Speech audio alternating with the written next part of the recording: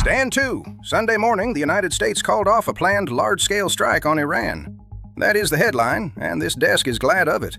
But a called-off strike arrives with a stated reason, and the stated reason is in the record now. So tonight, we do what this file always does: set the reason beside the record and measure the gap.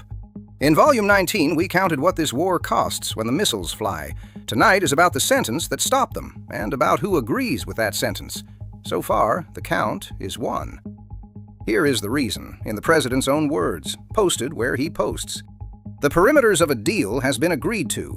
His grammar, not mine, and I quote it the way the record holds it. And what does the deal contain? In the same post, in capital letters, an immediate, complete, and total opening of the Hormuz Strait, and an end to what he calls Iran's nuclear threat.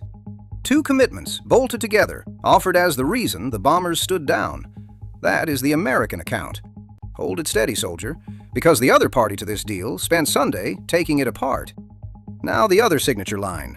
Esmail Baghai speaks for Iran's foreign ministry, and on Sunday he was asked about the understanding Iran is negotiating with Oman over a new shipping route. Here is his sentence. That understanding has nothing to do with whether the Strait of Hormuz is reopened or remains closed. Nothing to do with it.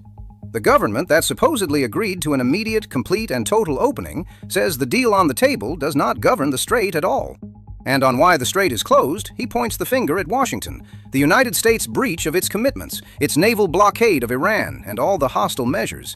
Foreign Minister Abbas Araghchi, the same day, calls the Oman route talks on the way to being finalized, a shipping route, not the strait.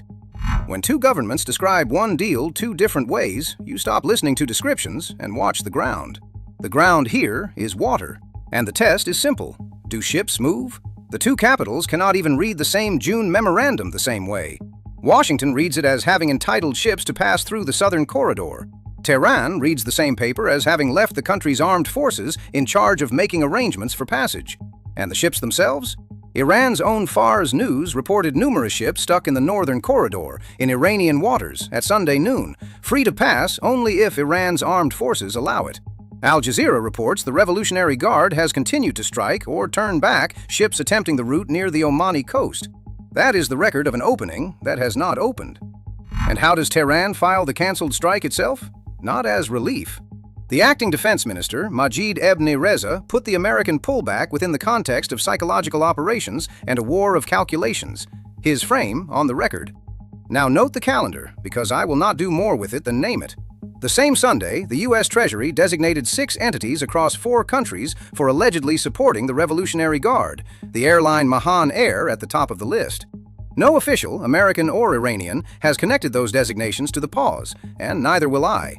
The calendar is the calendar. So here is what stands verified at the close of Sunday, and it is a short list. A planned strike, called off. A post that says the deal opens the strait. A ministry that says the deal on the table has nothing to do with the strait, and ships sitting in Iranian waters waiting on a permission that has not come. Nobody in Tehran said the word opening. Nobody in Washington explained the ships. The after action is this, soldier. A strike that was called off because of a deal is only as called off as the deal is real. Right now, the deal is one account told 2 ways, and the water is telling a third. The distance between those accounts is the distance between a strike that has been canceled and a strike that has been postponed. Watch the ships, not the posts. File it. Dismissed. I'm Mark, and this is Pixel Politics.